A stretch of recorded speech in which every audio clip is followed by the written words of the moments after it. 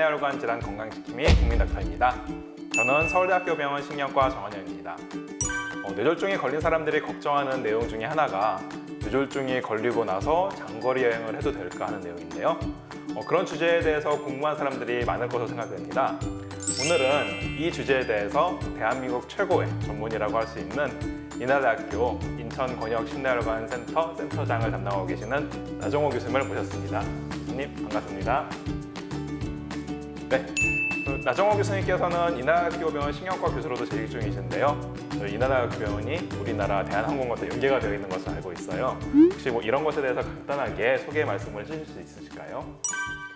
네. 저는 이제 인하대병원에서 근무하고 있고 주로 뇌졸중을 진료하고 있는데 아무래도 저희 병원이 인천공항에서 가깝다 보니까 공항에서 발생한, 그러니까 달리 말하면 비행기 안에서 발생한 그런 뇌졸중 환자들도 많이 보게 되었습니다.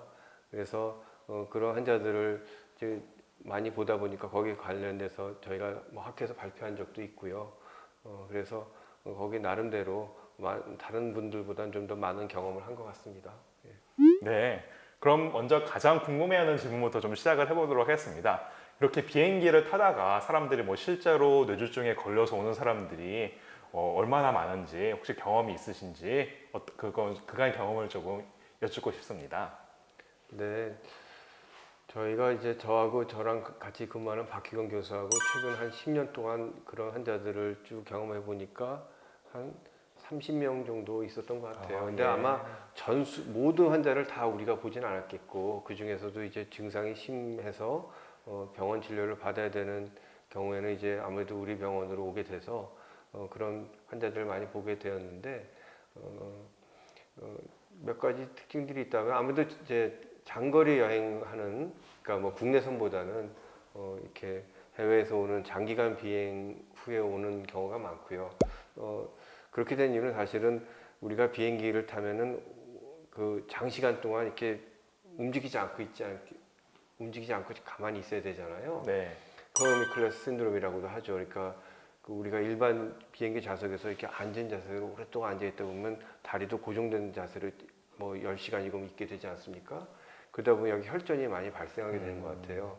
그래서 그리고 또 이렇게 아무래도 웅크린 자세로 오래 있다 보면은 이런 그 흉압, 폐의 압력도 높아지다 보면서 이제 예를 들어서 난원공 개종 같은 페이턴 포라멘 오벌레가 있는 환자들은 상대적으로 이게 그 채널이 열릴 가능성이 높아지고, 그래서 여러 가지 혈전이 생기고 그런 것이 이제 심장으로 넘어갈 가능성이 높아져서 그래서 뇌경색으로 발생하는 경우가 있지 않는가 그런 생각이 좀 들고요. 그래서 PFO 환자들이 꽤 있었고, 그 다음에 발생 시간을 봐도 아무래도 발생 초기에 발생해서 비행기를 돌려야 되는 경우보다는 거의 이제 착륙하는 시점에서 발견되는 경우가 훨씬 더 많습니다. 예. 아무래도 그 뇌졸중이 발생하기까지 어느 정도 시간이 경과돼야지 혈전이 생기는 그런 특성도 있을 수가 있겠고, 또 이륙하자마자는 아무래도 환자들이 조금 더 이렇게 움직이고 활동하다가 탔기 때문에 바로 발생하는 경우보다는 착륙 시점에서 발생하는 경우가 많은 것 같고요.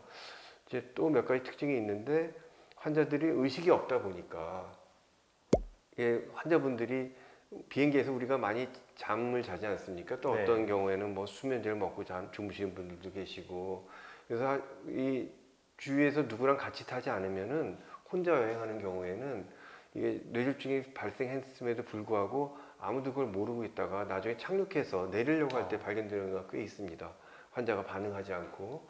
그래서 그렇게 오는 경우가 많고, 또 이제 이게 외국에서 오는 경우에는 세계 각국에서 환자들이 오다 보니까 이 환자들이 언어 장애가 많이 발생하지 않습니까? 예. 근데 이게 언어가 이렇게 우리가 예를 들어서 영어를 주로 한다든지 그런 사람이라면 어느 정도는 소통이 되겠지만, 이게 세계 각국에서 오다 보니까 예를 들어서 아프리카에서 온다 그러면 이 환자의 언어 기능에 대해서 전혀 우리가 알 방법이 없어요. 네. 그래서 언어 기능 평가가 굉장히 어렵고, 그러다 보니까 또 환자 진료하는 데 있어서도 굉장히 애를 많이 먹고, 또 환자 입장에서도 의사소통이 안 되니까 자기 표현하기도 어렵고, 또 환자 가족들도 없는 상태가 많고, 그래서 또 의료 보험도 없는 경우가 많고, 그래서 하여튼 실질적으로 진료하는 데 있어서 행정적으로도 굉장히 애로사항이 많고, 또 그런 특징들이 있습니다.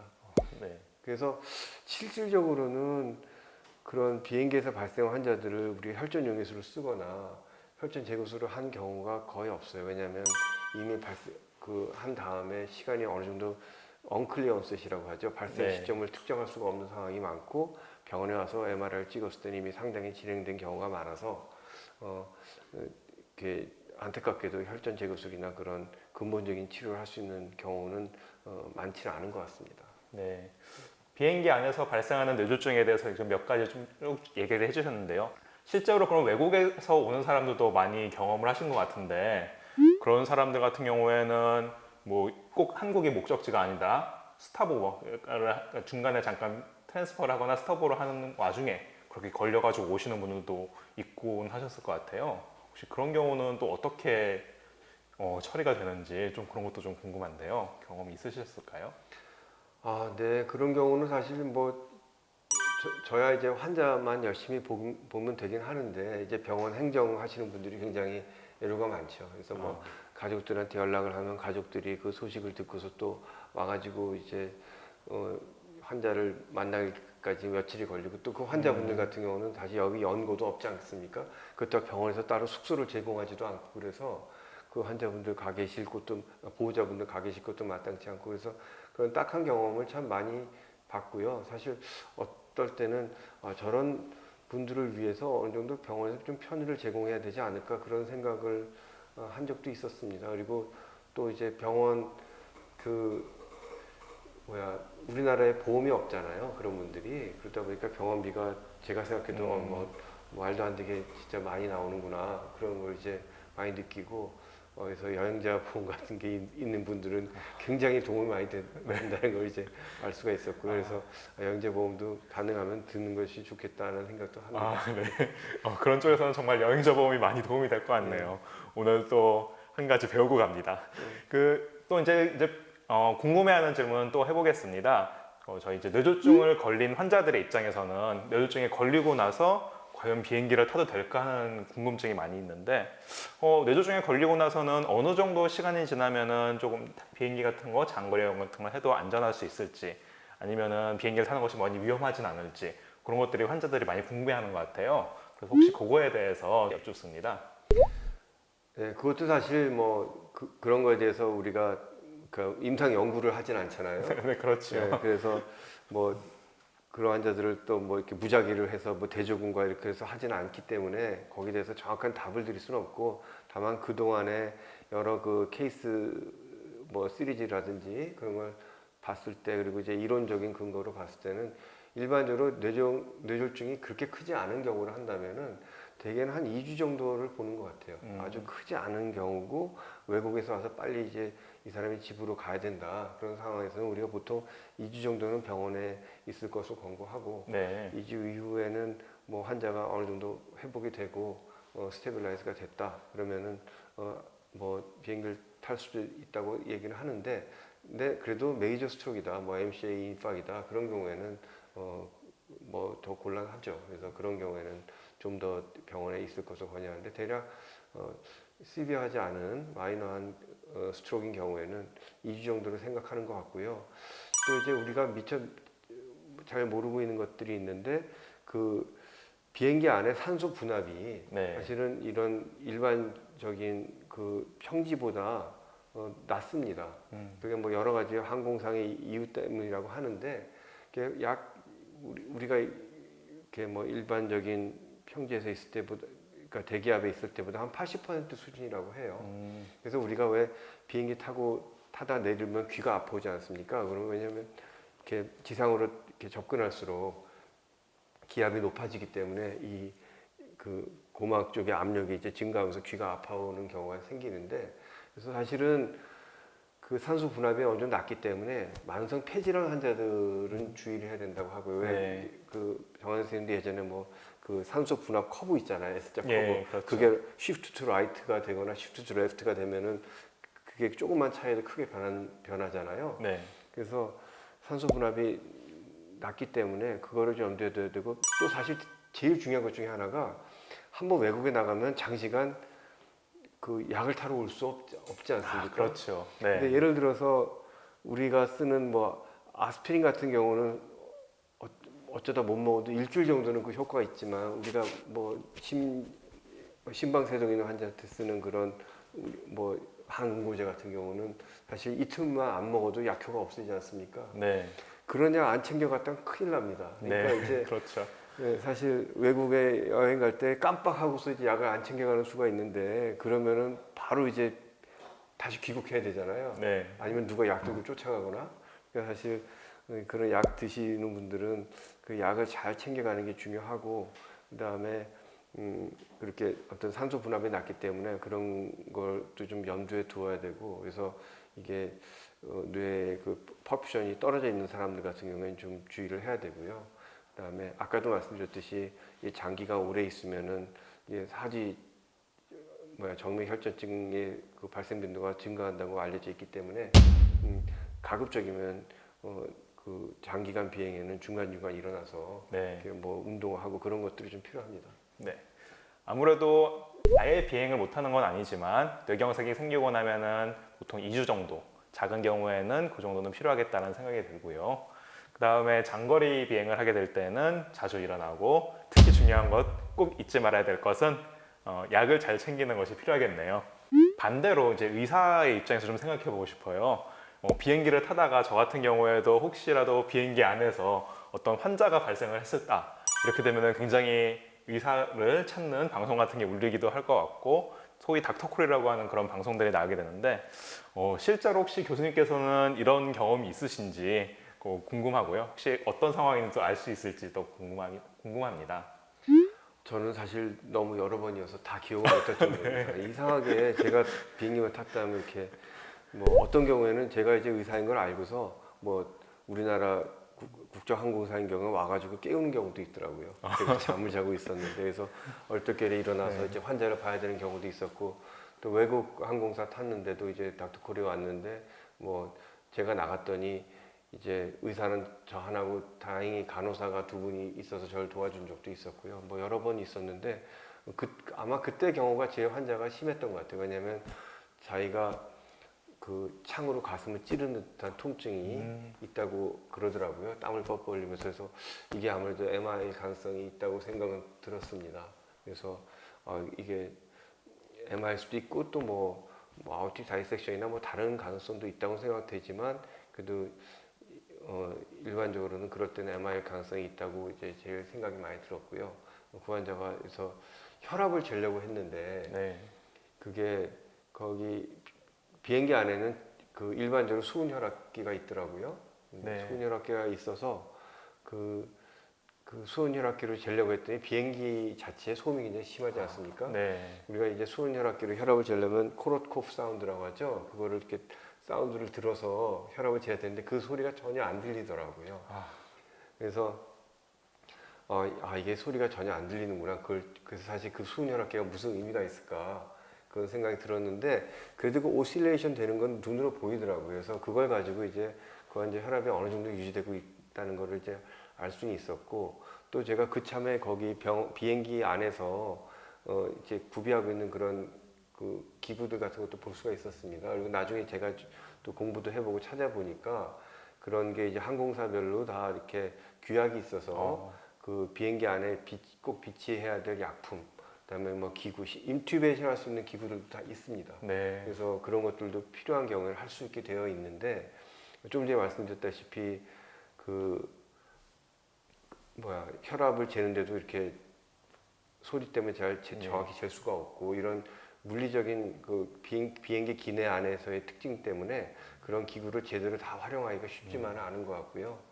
그래서 저도 뭐 그런 경험, 그 환자는 다행히 도착하기 거의 한 30분쯤 전에 발생했기 때문에 무사히 착륙해서 그 공항 의료진에 인계를 해줬습니다. 그래서 제가 이렇게 쭉 보니까 미국에서는 또 그런 기구가 있고 우리나라도 그런 자문 기구가 있는데 비행기 안에 이제 갖춰야 될 의료 장비하고 약들이 있고요. 제가 생각할 때는 의사라면은 그래도 뭐 비행기를 많이 타게 되고 또 그러다 보면 그런 여러 가지 기내 응급 상황 같은 게 발생하게 되면 대처를 해야 되는데 제가 보기엔 가장 중요한 것 중에 하나는 에피네프린 주사가 있어요. 예. 예, 그 안에 에피네프린 주사가 있는데 혹시라도 어떤 사람이 이제 알러지 때문에 이제 기도가 막히는 경우가 있을 수 있지 않습니까? 네. 음식물에 뭐가 들어있는지 모르고 먹다가 이제 기도가 막히게 되는 경우가 발생하고, 그게 특히 이게 외국을 오가는 경우에는 자기가 평소에 안 먹던 음식물을 섭취하게 되는 경우가 생길 수가 있고, 그러다 보면 이제 알러지가 발생하면은 기도가 막히면 잘못하면 환자가 사망할 수 있기 때문에, 그럴 때 에피네프린을 줄 수 있는 거는 꼭 기억을 했다가 네. 필요한 경우에는 줬으면 사람의 생명을 살릴 수 있을 것 같고요. 그 다음에 제가 또 이제 경험해 보니까 이게 비행기가 아까 그 환자처럼 내려야 되는 상황에서 발생하면 크게 고민할 필요가 없는데, 이게 태평양 한가운데 네. 뭐 미국을 가는데 아직 태평양 한 반도 안 지나갔는데 환자가 발생했다.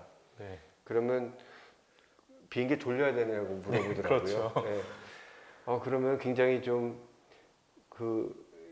이게 기내의 특수 상황이기 때문에 제가 거기서 환자가 발생했을 때 무슨 MRI니 CT니 EKG니 그런 게 있는 것도 아니고, 사실 그냥 단순한 몇 가지 도구만으로 환자의 상태를 보고 평가를 하고, 그것으로 환자가 진짜 이게 중한 병인지 아닌지를 그 상황에서 자기가 판단하기는 어려움이 많습니다. 또 아무리 경험이 많은 의사를 하더라도, 저도 사실 뇌졸중 환자를 보라고 할 때 뭐 CT나 MRI 없이 그냥 뭐 진찰 도구만 갖고 가서 약 주라고 하면 굉장히 어려울 거예요. 그래서 그런 상황에서 뭐 어떤 의사를 하더라도 그걸 어려움을 겪을 수밖에 없고요. 그럴 때 내가 이거를 비행기를 돌려서 환자를 살려야 되는 상황인 것인지, 아니면 별것도 아닌데 비행기를 돌리라고 해서 그 많은 사람들에게 불편을 감수시켜야 되는 것인지 고민이 많이 됩니다.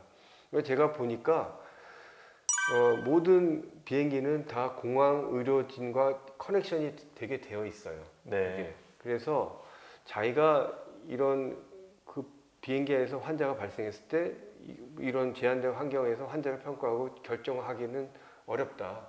그럴 때는 공항의 의료팀, 백업 메디컬 팀이 항상 있습니다. 외국에는 외국대로 있고 우리나라 다 있습니다.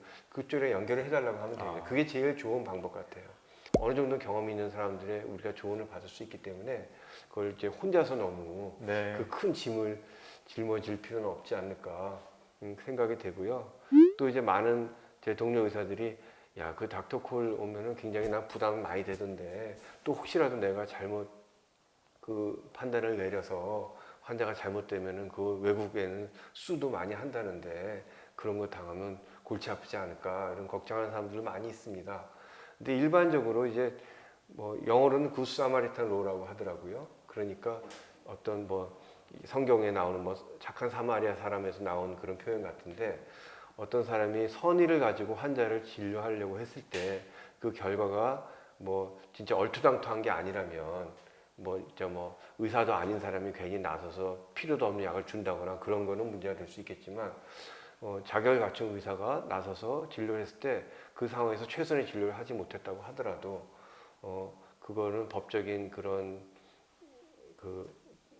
책임으로부터는 어느 정도 자유롭다는 것이 일반적으로 통용되는 그런 상식이고 또 규정이라고 들었습니다. 그래서 그걸 이제 미국 같은 경우는 굿 사마리탄 로라고 해서 어느 정도 그럴 때 나서는 의료진을 보호하는 그런 법이 있는 걸로 알고 있어요. 우리나라도 비슷할 거라고 생각은 되기 때문에 그런 어느 정도 그런 면에서는 좀 또 환자가 발생하면 또 의사가 된 목적 자체가 아픈 사람들을 우리가 도와주기 위해서 의사가 된 것이니만큼 가급적이면 우리가 도움이 될 수 있는 상황이라면 나서서 도움을 줄 수 있는 게 좋겠고, 다시 한번 말씀드리지만 어려운 상황에서 내가 그 많은 고민을 다 해결할 수가 없잖아요. 네.